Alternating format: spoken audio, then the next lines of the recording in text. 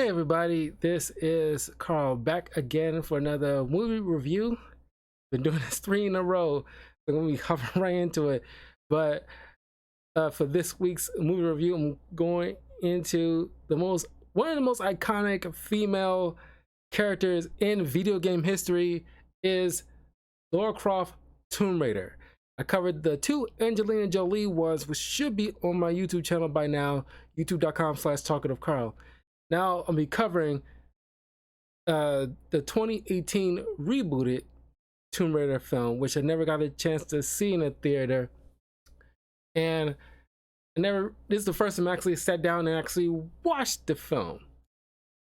And I've been looking forward to do it for a while, but never actually got the time to do it. But now I do, and it's like, God, I really wish I would have gone to the theater to see this. This is really good, and pretty much leaped off the screen of what we saw from the 2013 rebooted game when they rebooted the entire Tomb Raider franchise. Which, of course, I never played that first game, but I did play, the sequels like Shadows of the Tomb Raider, things like that. I played the older ones when I was a little kid, but I never owned any of them. It's usually demos or somebody else's game that I played on. But I played the rebooted games. I owned them, and I had like an amazing time with them. And leave a comment below. Let me know, what was your favorite Tomb Raider game growing up? But yeah, and Lara Croft is like my second favorite video game character of all time. First one being Dante from Devil May Cry.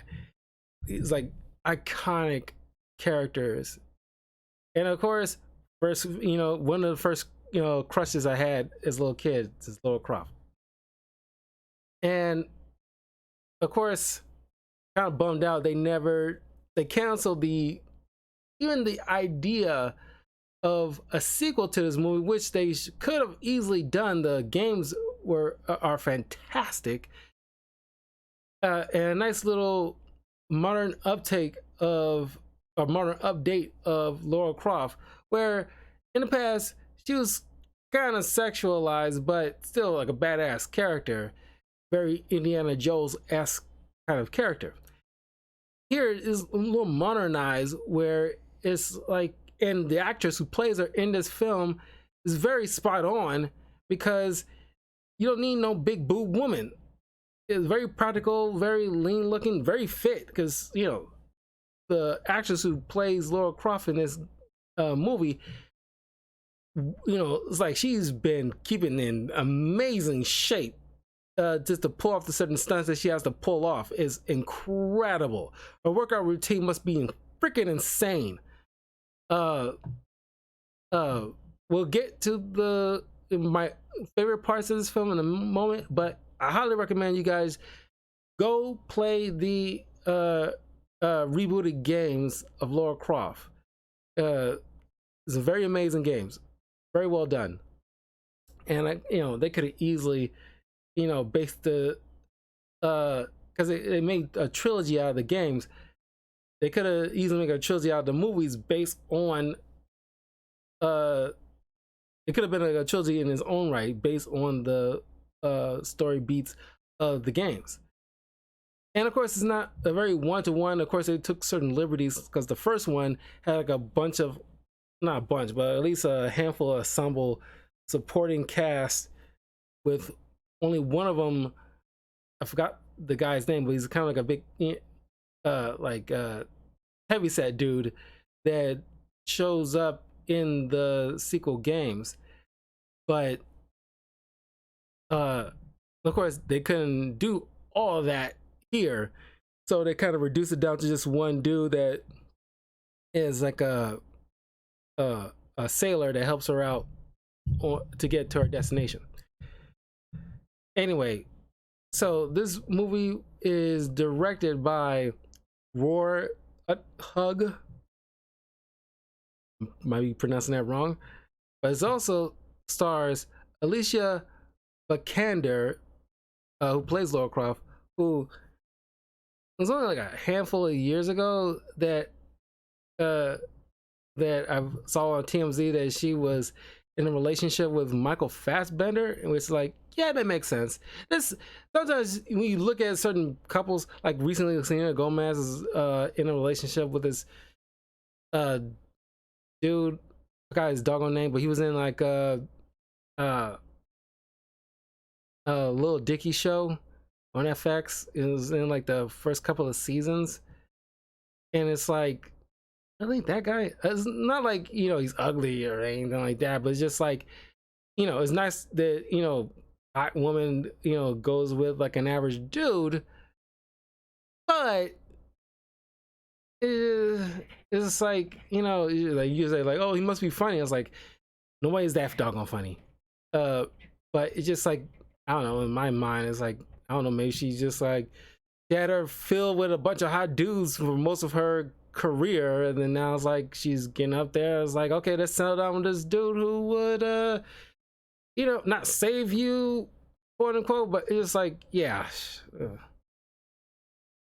But yeah, she's married to Michael Fassbender and has one child. Yeah, it's like, yeah, they're still together.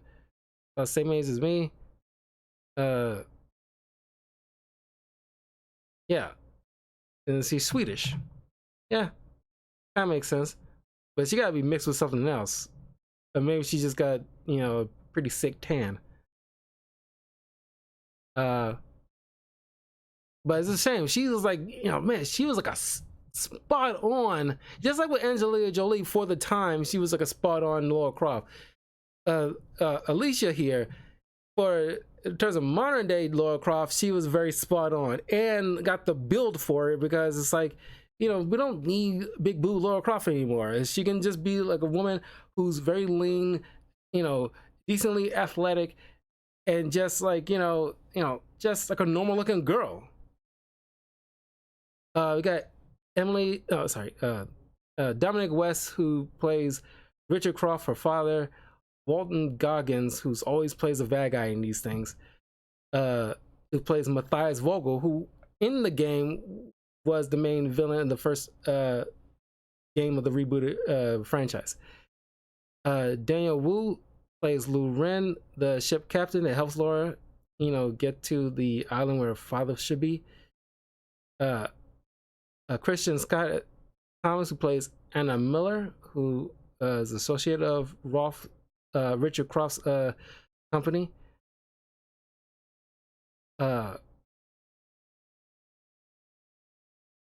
So this movie is very Batman Begins kind of stuff, and same thing with like the game, where it's like it starts off with like a very Batman Begins level where she doesn't want anything to do with the family fortune.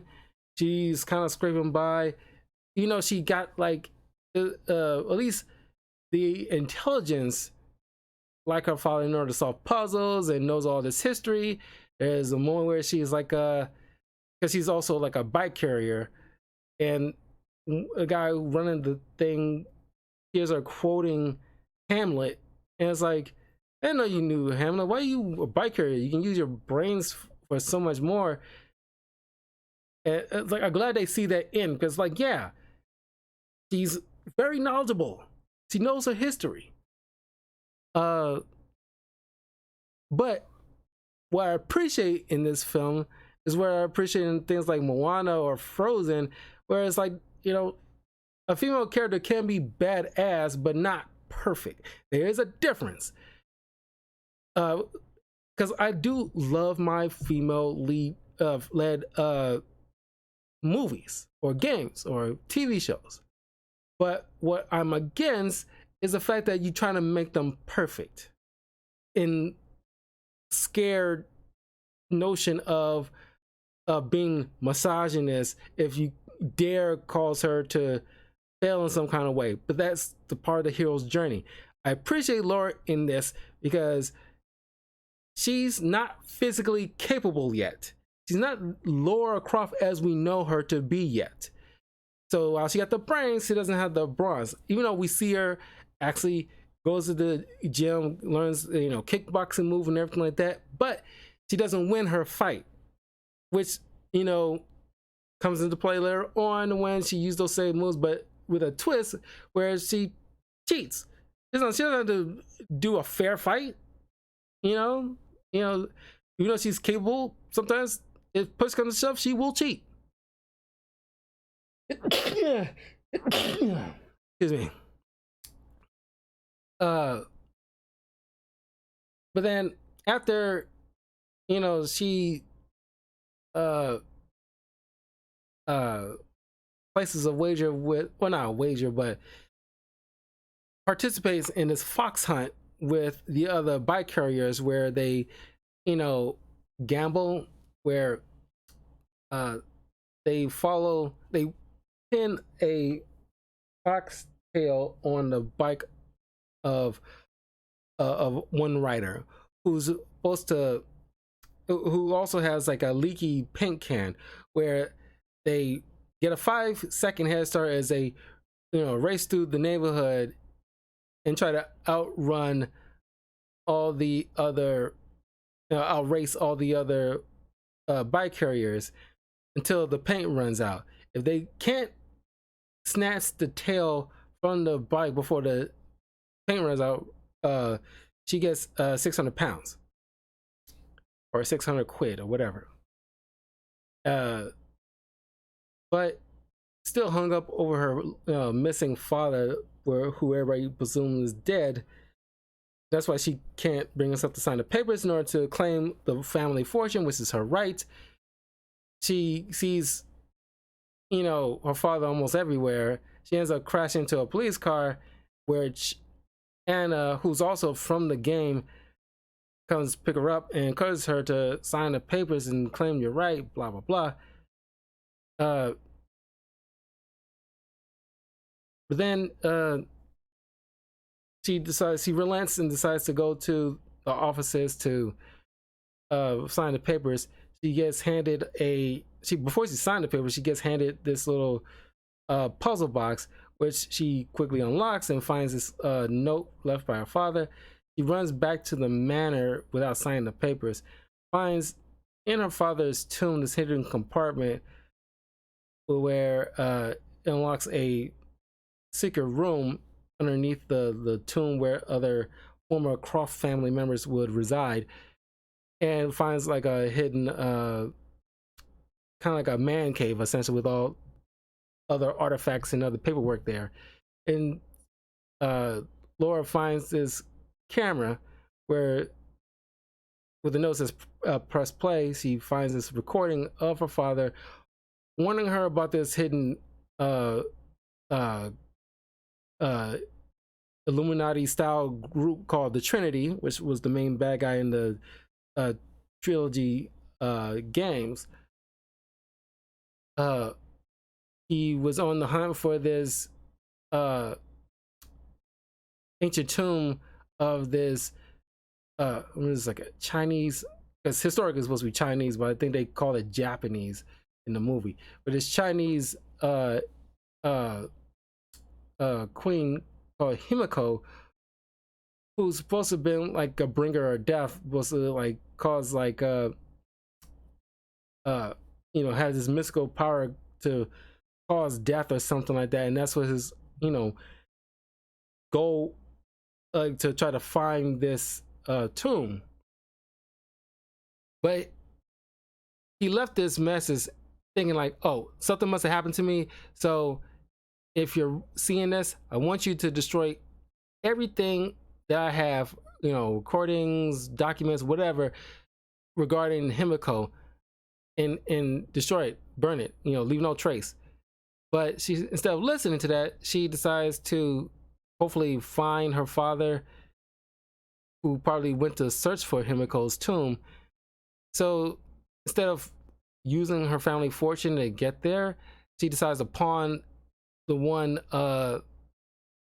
trinket that left by her father that he was given to her, this jade little trinket, and to gain quick money to get her to Hong Kong, where she's supposed to meet up with the boat captain that helped her father supposedly get to the Devil's Island or Death's Island, where Himiko's tombs, Devil Sea, where this island where the tomb should be.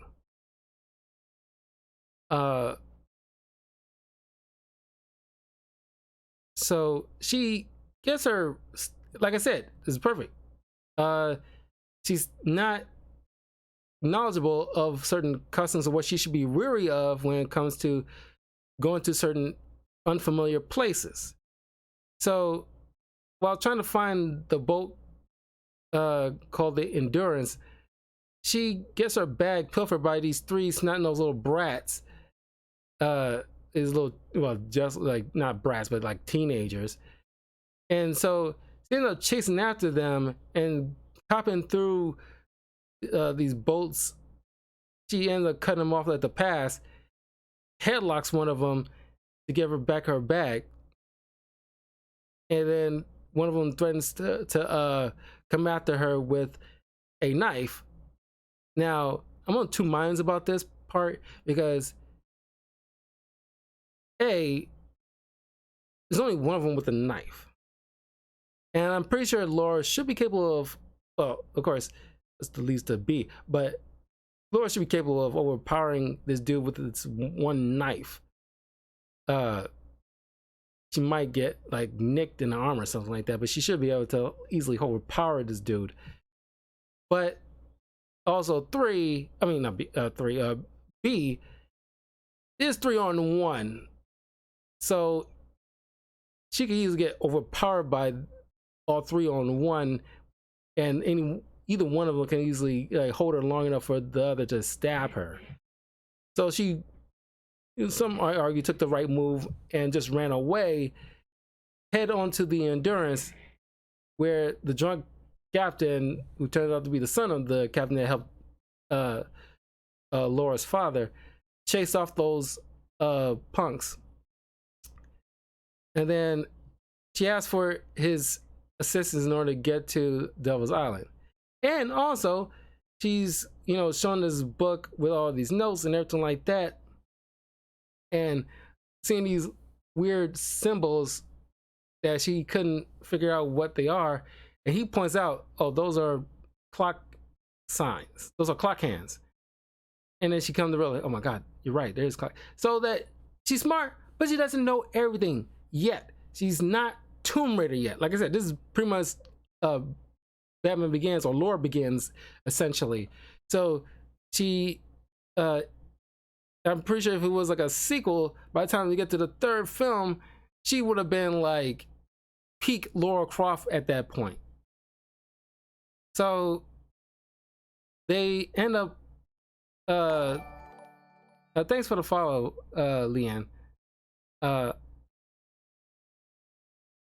She travels to the, they make their way to the destination where the I keep wanting to say Devil's Island, Devil's Sea, where the island is.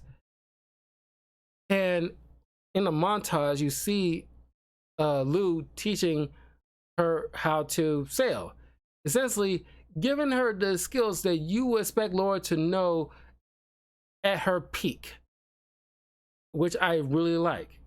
Because, like, yeah, it's kind of like the animated Mulan film, where it's like, yeah, she will have to learn certain skills that she doesn't know off rip to make her the badass that we want her to be. Which I appreciate that in a film is written well, because not everybody needs to be perfect, male or female. But it seems to be, leading towards, certain films these days and age trying to make girl bosses perfect. And it's kind of annoying. And I think even most females will find that kind of annoying and borderline insulting, where it's like, oh, these girls better be perfect because they can't falter in any kind of way. God forbid they get any kind of character development. Anyway, the ship run into like a storm, which capsized, which you're starting to see her doing, certain Lara Croft moves, hanging on these like, broken pieces of the boat that kind of help her, monkey bar her way on the other end of the boat. The boat capsized, and she run adrift where she wakes up in the clutches of Matthias, who informs her that he was the one responsible, because it's been 7 years since the dad went missing, and he's been there since 7 years. So she starts to put two and two together. He was, especially after he just admits it, like, yeah, I don't want to, killed your father. And since then, I really had nobody to talk to, kind of situation, except for the person who's on the other end of the his radio, the radio in, because he can easily radio in to get him off the island, but he's not allowed to be off the island until he finds Himiko's tomb. And without Richard Croft to easily guide them there, they pretty much find like a needle in a haystack kind of situation. And that's where she finds Lou among a bunch of enslaved people who probably ran adrift or was expecting kind of like a safe passage to from one country to another, but end up enslaved by Matthias to dig in random sites in order to find this tomb, because Matthias is part of, at least works for, Trinity. And of course he's gone a little crazy because he's been stuck on this island and he's not allowed to go off until he finds his tomb. So he's pretty much stuck there. Don't know why they didn't inform him about, like, hey, you have this, archaeologist Richard Croft thing, blah blah blah blah blah, but you're not allowed to leave off this island. Once you get there, once you accept this, you're not allowed to leave off the island until you find that tomb. Which you probably don't, of course, at that time you didn't think it was gonna be a problem because you had Richard Croft there with you, but you're not allowed to get off there or radio for any kind of assistance to get off the island until you find that tomb and its contents. So he's like, oh, no big deal, shouldn't take too long. But now what probably would have expected, probably maybe been a month or 2 months, has gone to 7 years. So yeah, so thanks to Lou causing a distraction, because this dude's fucking batshit crazy and killing anybody who's gotten too tired. It's like, okay, we're gonna die on this island unless we do something. So Lou causes a distraction, which allows Laura to escape and leads into the most badass 6-minute sequence of this entire film, because this is like straight up from the game here. I can't help but think of the game as I'm watching the scenes, which marks of a great director and writer, because if you're doing like a movie about a particular character who's got like a long-standing franchise, it'll behoove you to actually play the game or watch the game or something or other, do your research, so that way you done your homework. Unlike certain like Marvel writers and directors in recently who barely wants to read a comic or two in order to get a handle on their the character they're portraying on the big screen. Kind of bothers me. So you see Laura, getting shot at. She trips over this log trying to get over the other end of this river, but she falls, bumps her head on the log, falls in the water as she, careens downstream. And as she's trying to grab hold of this abandoned, on the one end of this abandoned airship, but she couldn't grab hold of it thoroughly. So she managed to, her hands are still bound by rope. So she managed to get on, still find like a place to grab hold of before falling over. So using some straight up core ab crunches for days, lifts herself up. And of course, the thing is very old and rusted to all hell, is creaking just for sure. Despite her small frame, the body weight is still too much, and she managed to get on the inside of this plane before the wing falls off. But once again, she's ripping using a broken piece of the ship to cut herself free. Of course, her reaction is priceless, where the thing is creaking, so the whole thing's about to topple over, and she was like, Are you kidding me? Just like, yeah, this is what a reaction of a normal person would. This is not. This is like a rebooted game based off the reboot game. Real world like reactions. So it tips over. She falls, to the front end of the ship. She sees like an old parachute. So she grabs a hold of it before things completely, topple over, and she unhooks it. Then the old parachute, which still has a couple of rips, but manages to just nearly get her, to safety on the ground.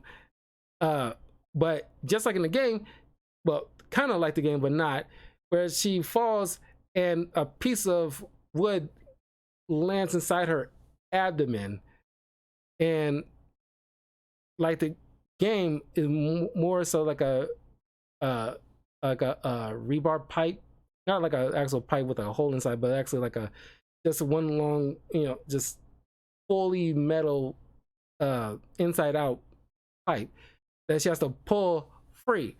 Of course, survivalists will say, like, or even doctors will say, it's not a good idea to, if something is like, if you're impaled by something or something's inside you that's sticking out, probably not a good idea to pull it out because you might bleed out. But it's like, unless you got like first aid at hand, you want to get that thing out before there's a possible infection, though. I don't know, it's probably hard to not prioritize getting a dirty thing out from inside your body, especially if you're able to do so. So she pulls it out, and so she finds a cave to, rest, because obviously this whole ordeal is tiresome. But that whole entire sequence is phenomenal, and like the practical effects, is a couple of CGIs here and there, but mostly it's practical effects, and it's very good. I love watching this sequence. It's awesome. Very off the video, right off the video game. So she sleeps in this cave, and it's raining and night, and she hears something. She gets ambushed by one of Matthias's men, and like the game, she had to wrestle this guy to the ground, face plant him into this puddle of mud, and suffocates him to death. And I like this, just like in the game, you hold on to this shot. It's imperative you hold on to this shot because she had never taken a life before. It's grueling, it's not clean, it's not quick, and she's feeling the life ebb from this person. And she's like, the dread and distraught on her face, you have to hold on to that at least a minute just to feel the weight of the fact that she just took a person's life. That is not a small thing that you can gloss over. They did it in the game, you have to do it here. It's very important, especially if you're, repurposing, similar stuff from the game. So it was a very good shot of this. But then she spies somebody spying on her. She chases after them and notices that's her father, just fully bearded up and slightly crazy.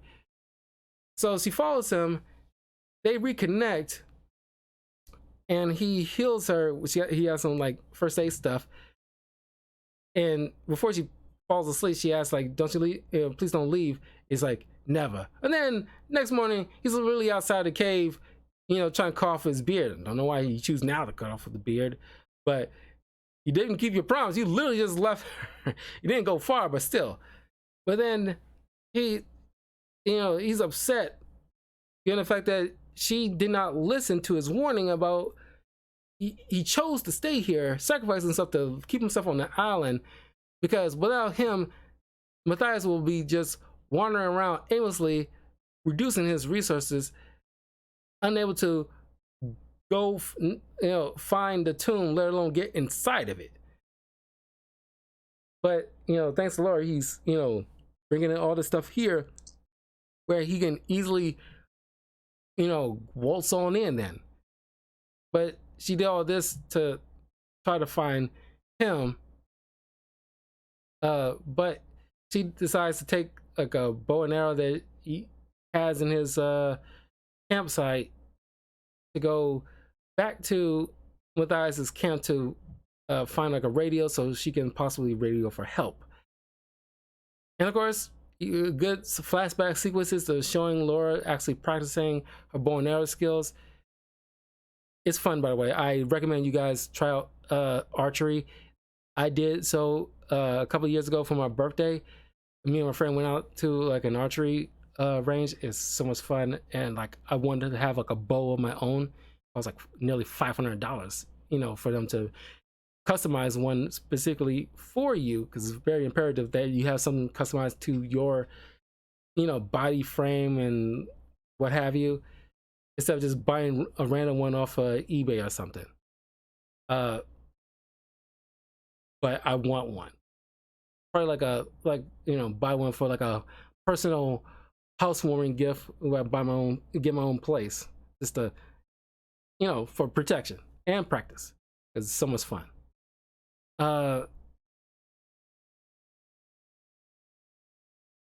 So she takes out some of the Matthias's men, which allows Lou to gather up the other enslaved people, who informed them that it's because of his father that they all survived, because he sacrificed himself to help them. So now he knows what happened to his father. Anyway, so they make their escape while Richard shows up in front of the, because they do end up finding the front entrance of the tomb. Richard shows up in front of it. Matthias holds him at gunpoint while Laura, refusing to allow her father to die just for the sake of this freaking tomb, agrees to open it up for him. They get inside and they go through a series of booby traps, and Richard, you know, figures out that these traps wasn't meant to keep people out. They're meant to keep something in. So they find their way to the tomb, which turns out that this mysterious mystical thing that the queen was able to do, it turns out she was some kind of carrier for this virus that by skin on skin contact would cause people to turn to some kind of zombified creatures things. So in the past, she decides to make her way to this island, secluded from everybody, and get her, you know, have people entomb her inside, so that way she won't become like a plague on the earth. And despite everything, Matthias decided to take a piece of her finger to take back with him to Trinity. And of course, a fight ensues, and a couple of the, you know, Matthias guards turn to some of necrotic beings. They get shot and killed, but Richard gets infected. He says his goodbyes to Laura. He's so proud of her and everything like that. He has a bunch of bombs near him so he can blow up the entire tomb along with his corpse, so that way it will never be used on the planet. So Laura chases after Matthias. A fight ensues, and I like this fight better than the Angelina Jolie Lara Croft films with the final fight between the main bad guy, where I buy Matthias being able to fight. You know, yet again, we still don't see him be able to deal with like a hand-to-hand combat situation, but I buy it a little bit more because he's more physically fit. So I imagine he can know at least a couple of boxing techniques to hold his own against this inexperienced Laura at this point, but still knows a bit of fighting techniques. And once again, all that stuff we've seen in the first film comes back around here, but this time around she cheats and gets Matthias on the back foot. You know, he got the little baggie with the finger of Himiko's in it. She puts it in his mouth and uppercuts it, you know, which causes, you know, flesh on flesh contact with this thing, and he's infected, and she pushes him into this pit where, because of the explosion going off by Richard, she jumps off the other end of the chasm, which happens to just barely have like a space for her to get to the other side, and Lou helps her out. And then because earlier Matthias radios for assistance after he finds the tomb, helicopter shows up. They hold those pilots at gunpoint to get everybody off this freaking island. So the movie ends with Laura claiming her inheritance, but having Anna deal with the day-to-day stuff. But then when she sees the name on like a subsidiary of Croft Holdings, she sees one of the names starts with a P, Pat Kim or Pat something, and she sees that name a couple of times while she was on the island, on the shipping crates, and one of the cans that she was eating from when she was rescued by Matthias. It all had the same names. Realizing that, she put two and two together and realized, oh, Anna is probably the one that was in contact with Matthias this whole doggone time, and was probably the reason why her father was in the predicament he was in. Just like in the game, Anna was a bad guy too. Now, of course, if this would have allowed to have a sequel, we would have gotten fruition to that. But we got that in the game, so it's kind of, you get satisfied after with that, at least. So, but she doesn't have any proof. She can't, get her arrested or anything like that. But now she knows.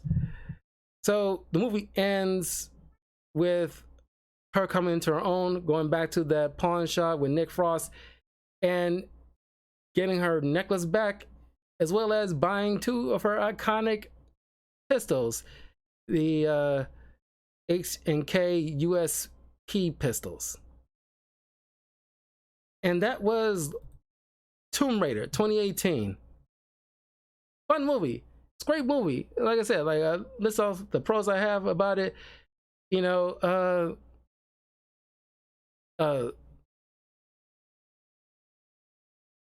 mean, there's issues not too glaring for me. Maybe it's because I'm just a little biased because the rebooted games were so much fun, and it pretty much just like not shot for shot, because obviously it's not really a con, but I pointed out like there's a little bit more of a cast in the first game where they couldn't fill it out here because it's already too much as it is to feel bloated, which I think I agree with that decision on that.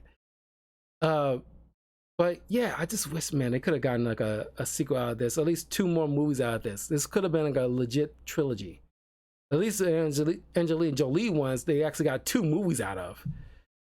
But anyway, that was 2018 reboot. Let me know in the comments below what you think of this film.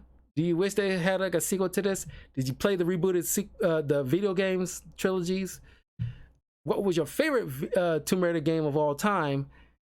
And out of the 3 Tomb Raider films that we got, which one was the best one? Because honestly, I think like this rebooted one, 2018 one, is the better one because it's more like modern or realistic. You know, I do appreciate the Angelina Jolie ones because they're peak Lara Croft. But this one's, like I said, the Batman Begins type of Lara Croft film. Anyway, I will see you guys tomorrow for more FF7 Rebirth. And like I said, I'm going to take a break Saturday and Sunday from streaming because I'm going to be out Saturday. But I'll be back playing more games and streaming more stuff next week. But anyway, take care. Have a great weekend. Peace.